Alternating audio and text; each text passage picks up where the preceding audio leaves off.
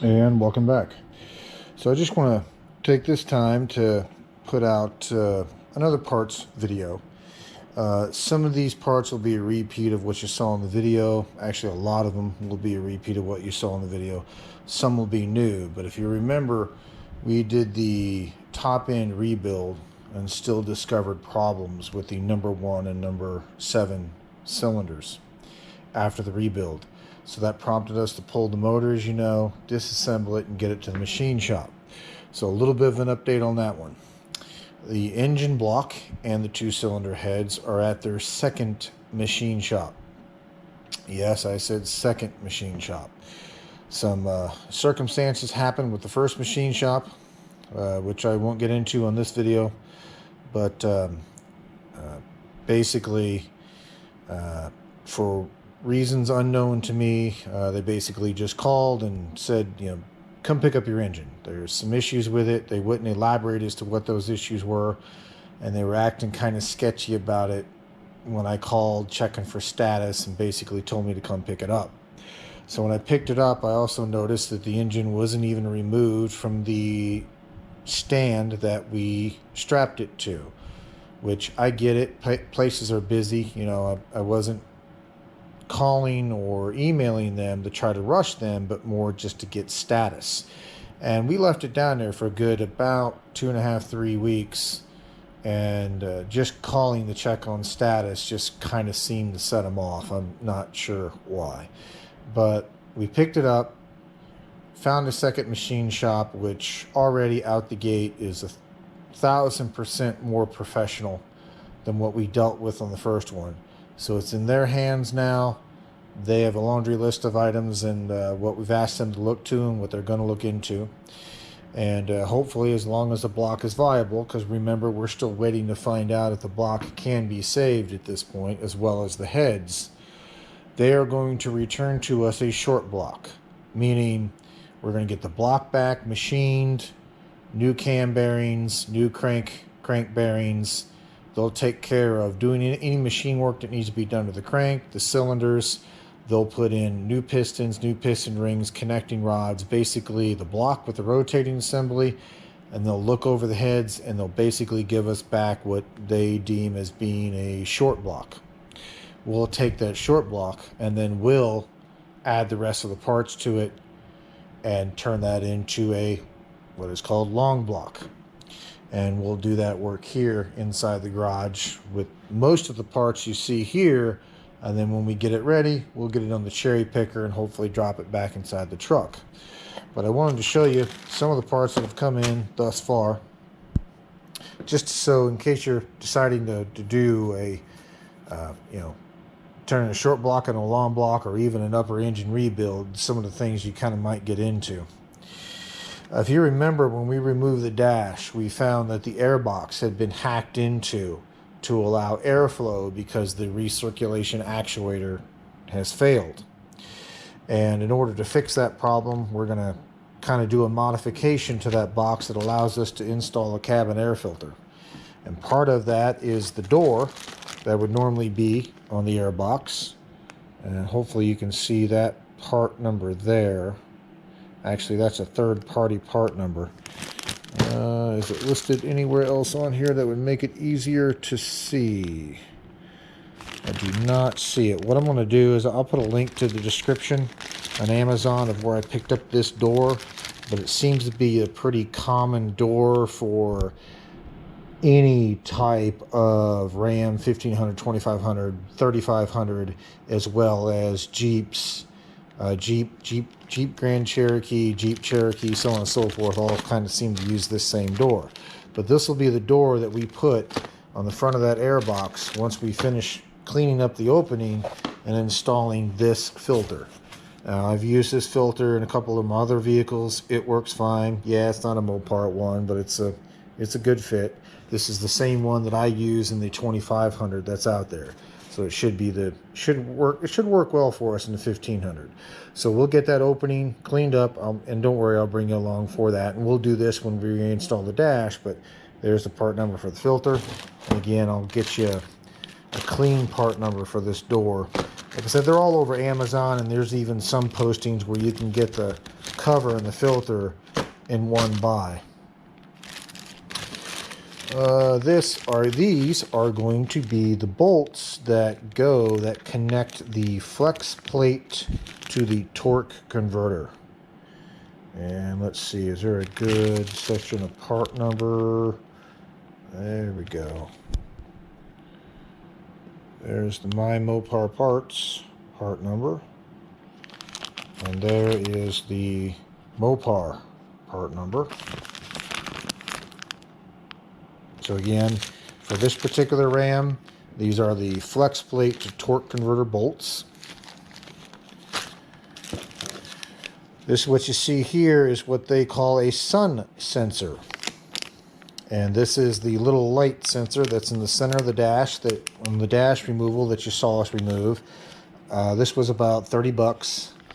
Was the one on the truck bad? Probably not, but what did happen is that the little tabs you might see there that lock this into that centerpiece that snaps on the top center of the dash, these tabs are starting to show their age, and they're getting fairly weak, which means they're starting to break. So since we have it disassembled, we're just going to go ahead and slap a new sensor in it while we're there. These you've seen the part number on before. They are the actuators for either the blend door or the air recirculation door or the defrost door. If you remember, there are 4, or we discovered there being 4 in this Ram.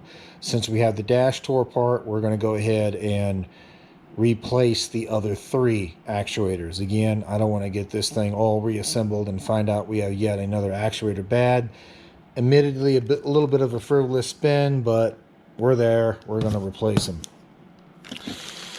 These clips you see here are what clip the rod from the master, brake master cylinder, or I should say from the brake booster, to the brake pedal. And these are the metal clips that clip and hold that rod in place and keep it from falling off. And do they have a good part number on this one? I see the Mopar part number. Yes, it is right there. Yep, right at the top. The 4581512AA. Again, that's for the, as you can see there, clip master cylinder push rod, as they call it. So that's your locking clip. These are the 4 bolts, which, let's see if we can get one to show us here. May not be able to see that, but they do have that nylon insert at the top to help lock these in, to keep them from vibrating loose. Since we've taken that master cylinder off, or that brake booster / master cylinder assembly off a few times now, when we go for the final assembly, we're going to put new bolts on that unit. And that looks like that's your part number there, 06506618AA. And again, these are all for a 2009 1500. I'm sure this probably crosses over to several other ones, but as with any part, verify, the part will fit your vehicle before you order. These will be some new ones for you. There's your part number there. What these are the MDS solenoid block-off plugs. And yes, there are several third-party manufacturers that make these plugs, and I'm sure they're perfectly fine. The Chrysler ones are a bit more on the expensive side. However, considering we're going to do an MDS delete on this engine, and these are located underneath the intake manifold, I do not want to have an oil leak and then have to pull off the intake manifold to get back to these in order to replace them. That's why I'm going with the Chrysler ones. What you see here these are the bolts that we're going to take our flex plate and bolt it back onto our crank. Now there's the ARP part number there. You may be asking yourself, why ARP? They're really kind of on the expensive side. Why not go Mopar? Well, easy answer for that one is we got this on an Amazon warehouse deal. Apparently somebody had ordered this, I guess, decided they didn't want it, returned it, and you can see it hasn't been opened. It's still in its factory shrink wrap, and we got this for pretty good deal. Let's just put it that way. So that's why I went ahead and picked it up. Along with that, since ARP loves their 12-point fasteners, I don't have much for 12-point impact sockets. I then picked up the socket per the instructions, the size, and a 12-point as well, in order to be able to torque these fasteners down once we're ready. Well, you can see that Sunex part number there. And I can't really see the size very well through the bag, but otherwise I'd give that to you. But hopefully the part number will tell you. But if you look at ARP's website, the instructions that come with pretty much every ARP bolt kit I've ever used will have instructions to tell you what size 12-point fastener socket that you need, and they'll also give you the torque specs and the torque procedure they want you to use with their bolts. And be mindful, we did this on the 2500. Most of the time their torque specs and sequence are different than what will be in the manual if you were using like factory hardware, so keep that in mind. We went ahead and picked up 20 new head bolts. You've probably seen this part number before. Yes, we ordered 20 of these when we did the top end rebuild that failed. Now, Chrysler does say you can reuse these head bolts, provided they don't show signs of stretching or some other type of defect. You can reuse them. I've seen individuals reuse them, but again, since we're putting this engine together for someone else, and it will be a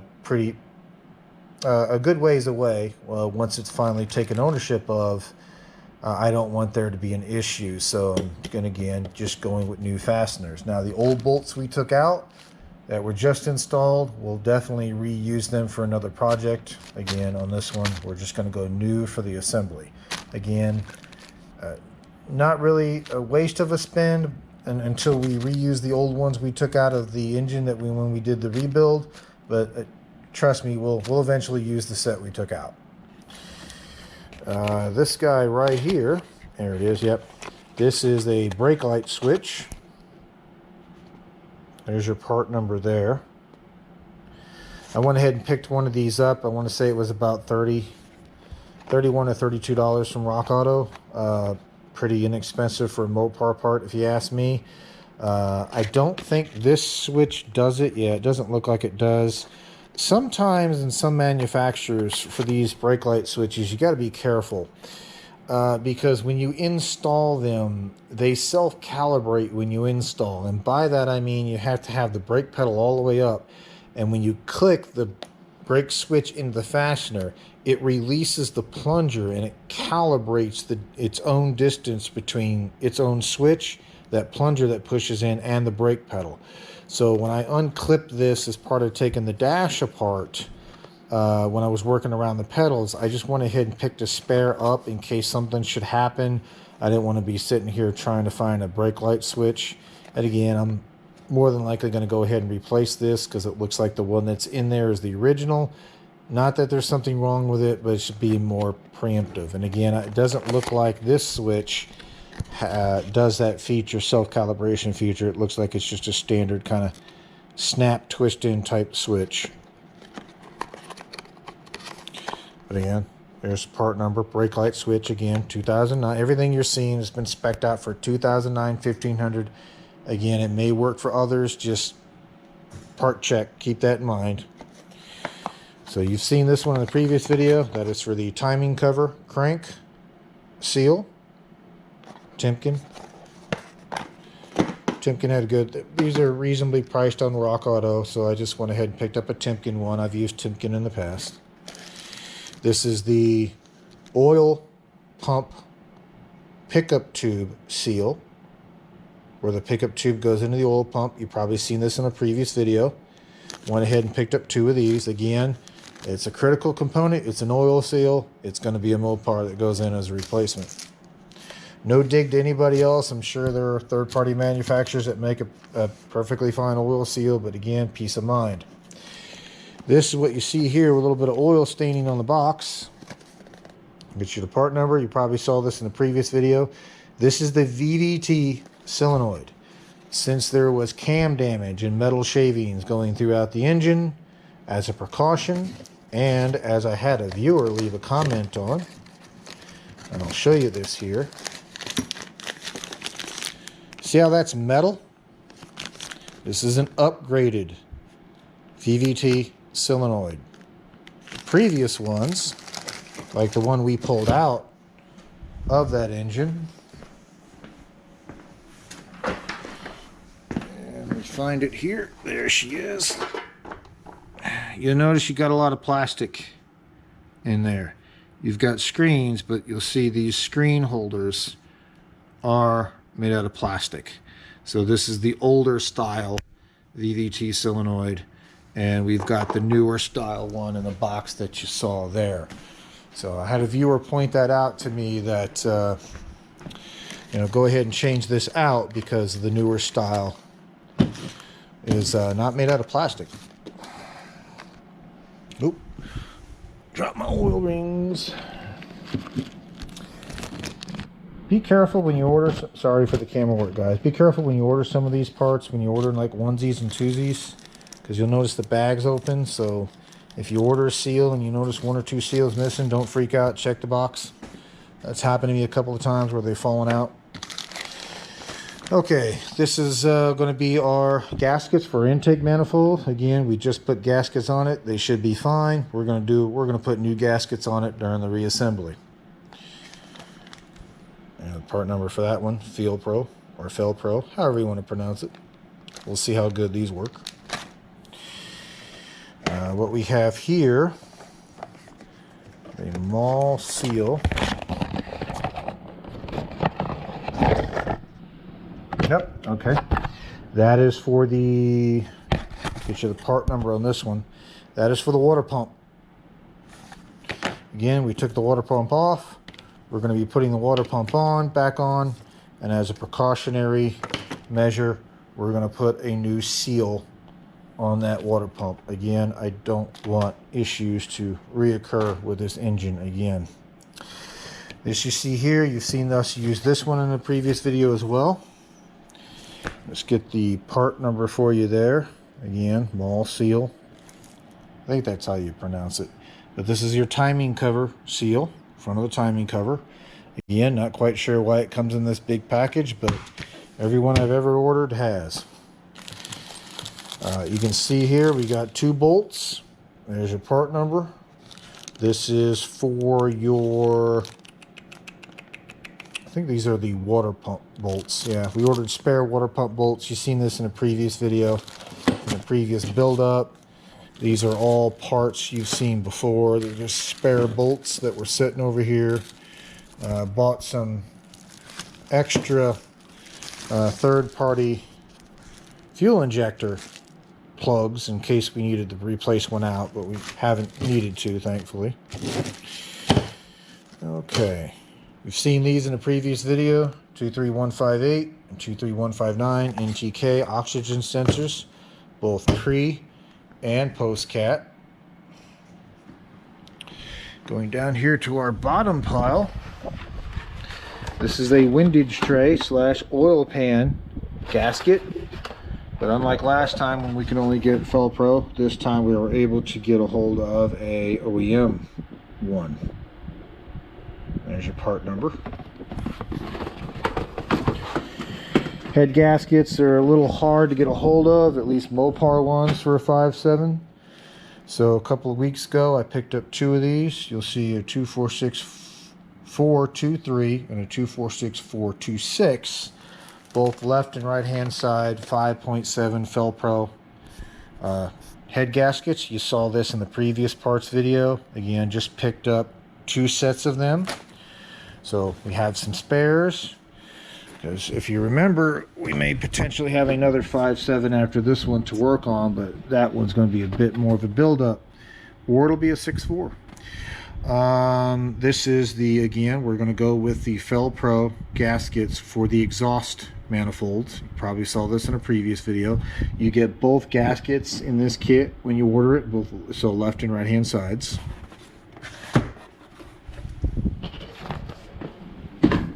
Okay. And that is pretty much it of the parts that have shown up to this point. What we are still waiting for are the slightly upgraded / performance parts that we spoke about earlier. So just to recap, I did get with my tuner who gave us we bought the performance cam, lifters, and push rods for the 2500 build that we did. I reached out and asked what he had for a 5.7 that we could install that would still work with the factory software but not really consider an upgraded tune. And so we picked what he refers to as his sleeper cam, along with a full set of quote-unquote Hellcat lifters, which by Hellcat lifters they're going to be non-MDS lifters, as well as a set of hardened push rods. So the cam that we're getting ready to put in has a wider power band than the stock cam.